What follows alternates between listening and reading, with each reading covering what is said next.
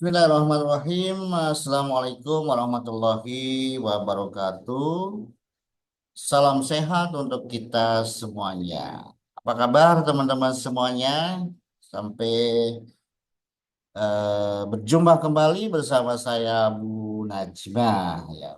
Pada audio kali ini kita akan membahas pertanyaan di saluran WA Bu Najma IKG, pertanyaan nomor 6 sampai 10. Baik, biar tidak terlalu lama durasinya, langsung saja kita mulai ya. Pertanyaan nomor 6. Mana yang tepat urutan normal sistem konduksi jantung? Silakan dibaca pilihannya ya. Ini banyak yang menjawab B dan ada juga yang menjawab C, tapi tidak menjawab yang A. Paling tidak ya teman-teman tidak mau menjawab yang A ya. Luar biasa. Pilihannya apakah B atau C teman-teman? Kalau misalkan dua-duanya dipilih, ada yang menjawab B dan ada yang menjawab C. Artinya masih banyak yang masih bingung. Ya kalau bingung tolong belajar ya teman-teman. Jangan dipelihara kebingungannya ya gitu. Baik teman-teman.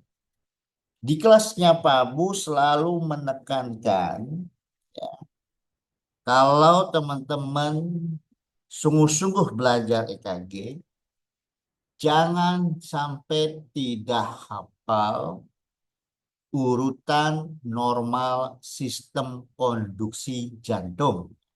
Urutan normal sistem konduksi jantung. Harus hafal teman-teman. Kalau nggak hafal ya wassalam ya. Jadi yang namanya sistem konduksi jantung itu ya diibaratkan kabel listrik teman-teman ya. Gitu. Kabel listrik kan macam-macam ya. Baik. Jadi urutan sistem konduksi jantung yang normal yaitu harus dimulai dari S anode. Artinya sumber utama impulsnya itu harus dari S anode ya. Kemudian menyebar ke atrial ya. Kemudian menyebar ke AV node ya. Nanti di AV node eh, akan mengalami perlambatan, akan mengalami delay. Apa sih tujuannya?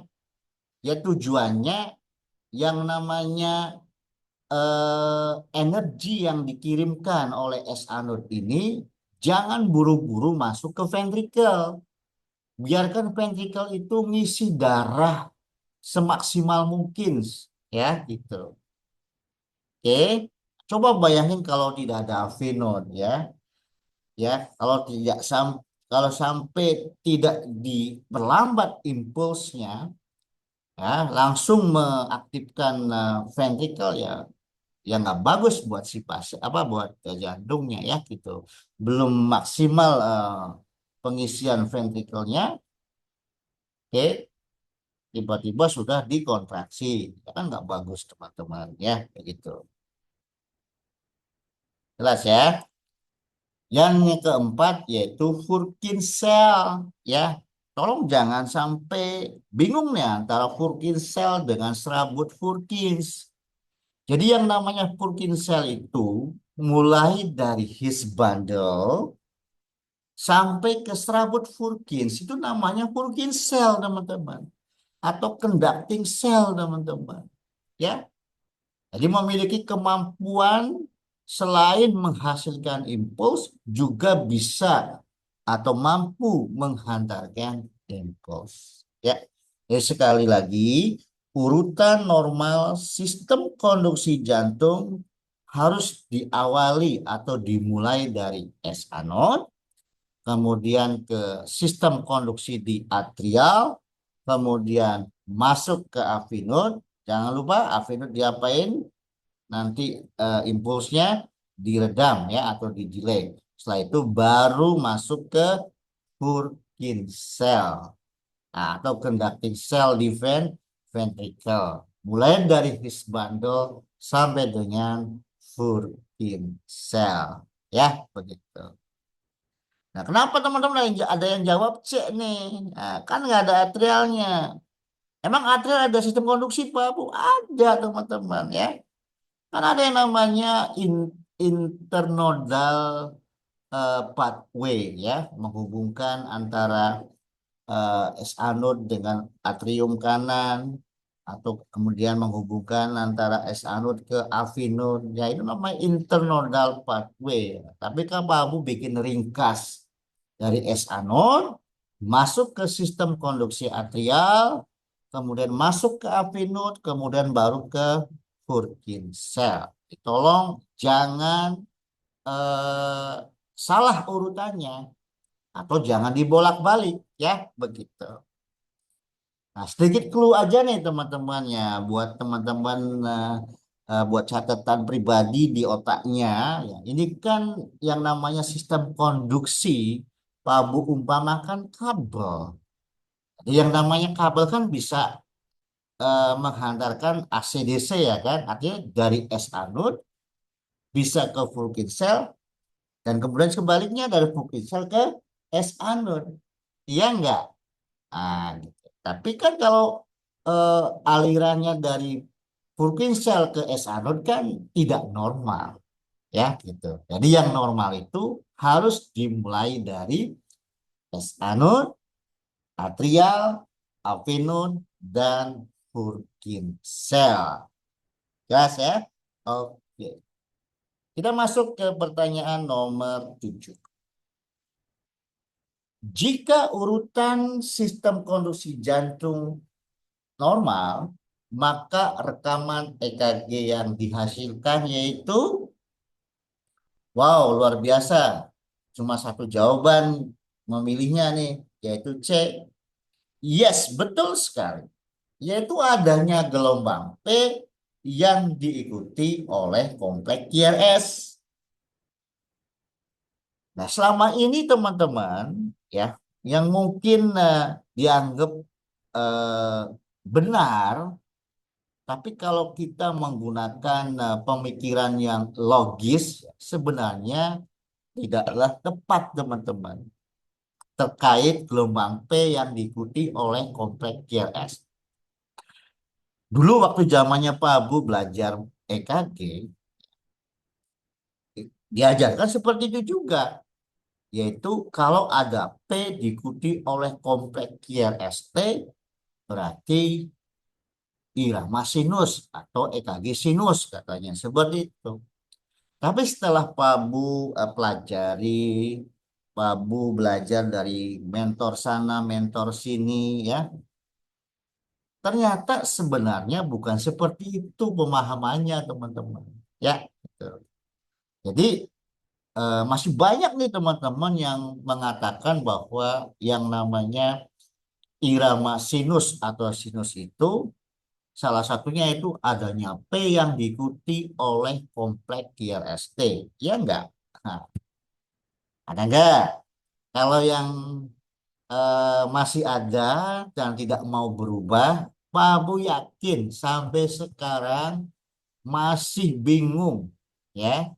Kalau jujur gitu, masih bingung sebenarnya dalam hatinya, ya, begitu. Oke, tolong perhatikan teman-teman. Ayo gunakan akal sehatnya, ya. Jadi teman-teman, jika urutan sistem konduksi jantungnya normal, yang tadi Pak Abu jelaskan di nomor 6 ya, mulai dari S anode, atrial, avenode, dan Purkinje itu akan menghasilkan gelombang P diikuti oleh kompleks QRST. Nih Pak Bu jelaskan pelan-pelan ya. Dari S anode, impuls dari S anode akan menyebar ke sistem konduksi atrium ya, akan menghasilkan gelombang P. Oke. Kemudian dari atrium impuls masuk ke avenode. Jangan lupa ya, di AV node impuls diapain? Diredam atau di delay atau diperlambat. Tahu kan tujuannya? Memberikan kesempatan kepada kedua ventrikel agar mengisi darah secara optimal. Oke. Setelah dari AV node, ya. Oke, setelah dari AV node, impuls masuk ke Purkinje cell. Kemudian mendepolarisasi kedua ventrikel. Dapatlah kompleks QRS. Sampai nantinya terjadi repolarisasi ventrikel, dapatlah gelombang T. Makanya jika urutan sistem konduksi jantungnya normal, maka gambaran gelombang-gelombang EKG yang terbentuk yaitu akan terbentuk gelombang P yang diikuti oleh kompleks QRST. Ya, apakah kalau ada EKG P diikuti oleh kompleks QRST sudah pasti normal? Belum tentu. Ya, bisa saja pada saat perjalanan tadi, ya perjalanan impuls dari atrial, ternyata otot atrialnya bermasalah. Ya, bisa mengalami enlargement, baik di kanan maupun kiri, bisa menyebabkan gelombang P-nya beda bentuknya. Atau pada saat impuls masuk ke AV node, di AV node ada masalah, mengalami pelambatannya yang luar biasa. Terjadilah perpanjangan yang namanya pair intervalnya memanjang, ya kan? Oke. Nah, kalau masuk ke Purkinje cell kemudian ada masalah konduksi di ventricle, bisa saja kompleks QRS-nya jadi lebar. Ya, begitu. Tapi kan tetap masih P diikuti oleh kompleks QRST. Jadi sekali lagi, kalau urutannya normal, tetap akan menghasilkan, terlepas dari normal atau tidak ya, tetap akan menghasilkan adanya gelombang P yang diikuti oleh kompleks QRST. Jadi selama ini yang teman-teman anggap eh, benar bahwa sinus atau irama sinus itu P diikuti oleh kompleks QRS sebenarnya kurang tepat teman-teman. Ya, oke.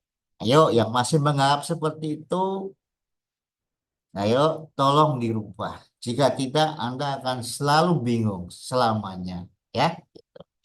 Atau kalau mau confirm ke Pak Abu, silakan japri aja ke Pak Abu ya. Nanti kita diskusi. Asal niatnya baik ya, gitu. Untuk kebaikan bersama-sama. Jangan sampai nanti tahu-tahu sudah ada di pelataran sehat, memberikan materi EKG, wah tambah banyak teman-teman kita bingung dan bisa buta baca EKG dan nggak nafsu lagi untuk belajar baca EKG, ya begitu. Makanya jangan heran sampai sekarang di nakes ini persepsinya EKG itu sulit, ya enggak. Ini fakta teman-teman. Maka dari itu ya, yang namanya ilmu pengetahuan itu dinamis teman-teman. Yang sekarang A, besok B ya nggak biasa ya gitu. Sekarang A, besok Z ya biasa teman-teman. Yang penting tidak apa namanya atau masih sesuai dengan logika kita ya gitu. Oke, mudah-mudahan bisa dimengerti. Oke, lanjut ke pertanyaan nomor 8. Ada berapa sumber pacemaker alami? Nah, istilah sumber pacemaker ini teman-teman, boleh teman-teman menggunakan istilah sumber irama. Boleh menggunakan istilah irama dasar. Boleh menggunakan istilah sumber listrik, sumber impuls, ya. Boleh atau sumber PLTA atau sumber genset, ya. Nah, alami ya artinya natural dari yang maha penciptanya. Jadi kalau ditanya ada berapa sumber pacemaker alami, ya jawabnya ada 3. Yang benar-benar menghasilkan impuls secara spontan, ada 3 area yaitu SA node, AV node, dan Purkinje cell. Ya, Seperti itu. Alhamdulillah nih, alhamdulillah nih ya jawabannya sudah betul semua. Pilihannya sudah betul semua ya, gitu. Luar biasa. Mantap. Lanjut ke pertanyaan nomor 9 ya. Oke, sebentar dulu. Pak Bu, kalau ditanya ada berapa sumber pacemaker, nggak ada alaminya ya. Nah, ini mah ya, betul nomor 9 ya. Baik, nomor 9 pertanyaan ada berapa sumber pacemaker atau sumber irama atau irama dasar atau sumber impuls. Wah, ini ada yang menjawab ada dua. Maaf, ada tiga. Tapi kebanyakan menjawab ada empat ya. Gitu. Walaupun dua, ini mewakili kebingungan teman-teman. Jadi sekali lagi kalau bingung ya belajar ya dicatat nih apa yang sudah Pak Bu jelaskan atau yang Pak Bu tulis di saluran WA dicatat teman-teman ya. Dan nanti kalau ada soal yang sama walaupun Pak Bu bolak-balik eh, pertanyaan jadi jawaban atau jawaban jadi pertanyaan tidak salah pilih ya begitu. Jadi yang betul itu adalah ada empat. B ya, ada empat. Kan nggak ada alaminya, teman-teman. Ya. Jadi inti dari pertanyaannya ini adalah titik asal impulsnya ini dari mana saja atau berapa macam area. Ada empat macam area. Yang pertama yes anode, yang kedua atrial, yang ketiga venode, yang keempat Purkinje cell atau ventricle. Jelas, teman-teman? Nah, keempatnya ini ya, ini akan menggambarkan atau menghasilkan gambaran gelombang EKG yang beda-beda, teman-teman. Ya, makanya nanti teman-teman harus tahu nih ciri-cirinya ya. Nah, kita tunggu nanti pertanyaan-pertanyaan berikutnya ya. Itu apa ciri EKG sumber pacemaker dari S anode, dari atrial, dari AV node, dari Purkinje cell. Dan ini wajib harus hafal. Jadi kalau teman-teman nggak diajarkan seperti ini, ya nggak mungkin bisa baca EKG. Bagaimana kita bisa menamai hasil rekaman EKG kalau kita nggak hafal ciri-ciri ini? Ya, gitu teman-teman. Jadi untuk sementara kita tahu dulu bahwa ada tiga sumber pacemaker alami, ada empat sumber pacemaker, ya gitu. Jelas ya? Tolong jangan sampai terjebak nih. Ini ada alami atau tidak. Kalau tidak ada kata alami, maka ada empat sumber pacemaker atau sumber irama atau irama dasar atau sumber impuls. Jelas ya? Oke, yang terakhir pertanyaan nomor 10. Nah, nama lain dari EKG normal atau normal EKG itu apa? Nah, ini juga sebenarnya masalah sepele ya. Tapi tujuan Pabu adalah ingin mempermudah agar teman-teman jangan ragu gitu. Sebenarnya mah dari dulu sampai sekarang pun ya sinus ritem dan normal sinus ritem adalah dua istilah yang sama yaitu normal EKG. Tapi sebagai pengajar EKG kita kan ingin agar teman-teman kita ini jangan sampai dibuat bingung gitu loh. Makanya kita harus tahu dan bisa menjelaskan apa persamaan dan apa perbedaannya. Kan gitu teman-teman. Ya, jadi ada istilah sinus ritem dan ada normal sinus ritem. Tolong teman-teman harus dipahami baik-baik ya. Nah, mungkin kalau yang sudah ikutan kelas Pabu, sudah Pabu jelaskan di video tuh ya gitu. Jadi sekali lagi ya, eh, jangan pernah mengatakan irama sinus sama dengan sinus ritem. Apa itu irama sinus? Ya. Irama sinus artinya EKG yang Anda baca ini sumber utama listriknya atau impulsnya berasal dari S anode. Itu namanya irama sinus. Jadi jangan disamakan dengan sinus ritem, ya, gitu. Mentang-mentang irama sinus, irama ritem, sinus sinus. Jadi disamakan. Bukan seperti itu interpretasinya, teman-teman. Ya, kalau teman-teman pengen apa namanya memahaminya gitu loh. Walaupun masih banyak yang mengatakan ya udah sama aja lah gitu. Tapi Pak Bu kan memikirkan gimana caranya agar teman-teman bisa tahu beda dan persamaannya gitu loh ya. Ya, lanjut ya. Terus kalau sinus hitam itu apa Pak Bu? Apakah EKG normal atau bukan Pak Bu? Sinus kan artinya EKG yang kita baca sumbernya dari SA, ya kan? Dinamakan sinus atau irama sinus. Nah, setiap sumber utama pacemaker alami, SA node, AV node, Purkinje cell, kan memiliki impuls dasarnya masing-masing, teman-teman. Ya enggak? SA node 60 sampai 100. Jadi kalau kita baca EKG, sumber utama listriknya berasal dari SA node, namanya sinus. Berapa heart rate-nya? Misalkan kita hitung heart rate-nya masih sesuai dengan impuls dasar dari SA, maka namanya sinus rhythm. Jelas? Sama halnya dengan yang irama junctional atau junctional. Sumbernya dari avienot. Nah, avienot memiliki impuls dasar yang normal juga. Apa itu? Berapa? 40 sampai 60. Jadi kalau kita baca EKG, yakin sumber listriknya dari area avenot, namanya irama junctional atau junctional.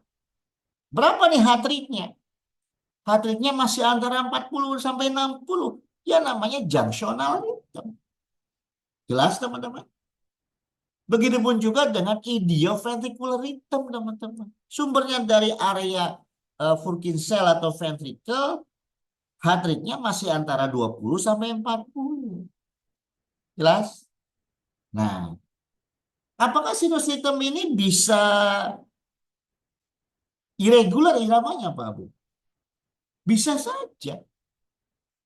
Kalau misalkan tidak ada atau tidak disertai dengan kelainan, maka iramanya reguler. Ya, oke. Oh, berarti bisa irregular? Bisa. Kalau disertai dengan kelainan, misalkan sinus rhythm yang disertai dengan ekstrasistol. Itu kan membuat iramanya jadi tidak teratur. Siapa yang membuat irama jadi tidak teratur nih? Ekstrasistol. Ya, makanya tetap dibacanya sinus rhythm karena sumbernya dari S anode, heart rate-nya masih antara 60 sampai 100, tapi di sana ada ekstrasistol disertai dengan ekstrasistol. Makanya iramanya jadi irregular. Begitu, teman-teman. Jadi jangan eh, kalau selama ini kan iram di buku-buku atau pengajar-pengajar yang lain selalu bilangnya iramanya harus reguler. Ya reguler kalau tidak ada kelainan, ya gitu. Nah, makanya Pak Bus selalu bilang ya, kalau misalnya kita baca EKG strip, ya, cuma satu strip kan, satu lead aja, semuanya oke, ya, nggak ada kelainan apapun, maka kita cukup menamainya dengan sinus rhythm, karena hanya atau baru cuma satu lead, cuma EKG strip atau cuma lead panjang, ya kan terbatas manfaat atau fungsi dari lead panjang ini. Masa kita cuma satu lead kita bisa bilang ini ada ACS misalkan, ya nggak bisa, ya. Makanya kita cukup bilang sinus rhythm karena sumbernya dari S anode, heart rate-nya masih antara 60 sampai 100, iramanya reguler, gelombang P-nya semuanya normal, kompleks QRS-nya normal, misalkan ya. Nah, ini namanya sinus rhythm, ya, begitu. Tapi kalau ada kelainan, ya tinggal ditambahin aja. Disertai dengan apa kelainannya? Misalkan AV block derajat 2, ya, tipe 1. Makanya iramanya jadi irregular. Jelas ya teman-teman ya. Jadi sekali lagi, apakah sinus ritme iramanya selalu reguler? Ya enggak selalu. Jika tidak ada atau tidak disertai dengan kelainan, pasti iramanya reguler. Tapi kalau disertai dengan kelainannya, iramanya pasti irregular. Jelas ya? Sekali lagi, kalau kita baca EKG cuma satu lead, ya, tidak ada kelainan apapun, cukup nulisnya sinus rhythm. Kalau misalkan ada yang protes, ya, kenapa nggak normal sinus rhythm Pak Abu? Memang bisa teman-teman mencari tahu abnormality yang lain hanya menggunakan satu lead. Bisa nggak? Ya nggak bisa. Ya kan? Untuk mengetahui kelainan-kelainan yang lain diperlukan lengkap rekaman EKG 12 lead. Ya nggak? Makanya kalau cuma satu lead, semuanya normal, ya cukup kita bilang sinus rhythm. Oke? Tapi kalau ada yang bilang normal sinus rhythm, ya boleh-boleh saja sih. Tapi kan Pak Bu ngasih penjelasan, ini loh bedanya, ini persamaannya, ya gitu. Biar teman-teman benar-benar paham gitu. Jangan dikit-dikit EKG sulit, dikit-dikit EKG sulit, ya. Sulit karena tidak memahaminya. Jelas? Nah, kalau normal sinus rhythm, ya, itu nama lainnya EKG normal. Artinya tak ada satupun kelainan. That's all. Nggak ada kelainan apapun. Normal sinus rhythm atau EKG normal. Semuanya oke dalam batas atau parameternya semuanya normal. Jadi jawaban nomor 10 yaitu B ya. Normal sinus rhythm. Oke, teman-teman. Oke, semoga jelas ya. Sekali lagi Pak ingetin, belajar EKG itu tidak sesulit yang Anda bayangkan. Asalkan Anda bisa fokus dan sungguh-sungguh saat proses belajar dan jangan main-main saat belajar. Oke, teman-teman. Saya rasa cukup untuk pembahasan minggu ini. Nanti kita lanjutkan pembahasan di minggu berikutnya. Nomor berapa itu? Nomor 11 sampai nomor 15. Oke, wabillahi taufiq wal hidayah. Wassalamualaikum warahmatullahi wabarakatuh. Terima kasih. Sampai ketemu minggu depan.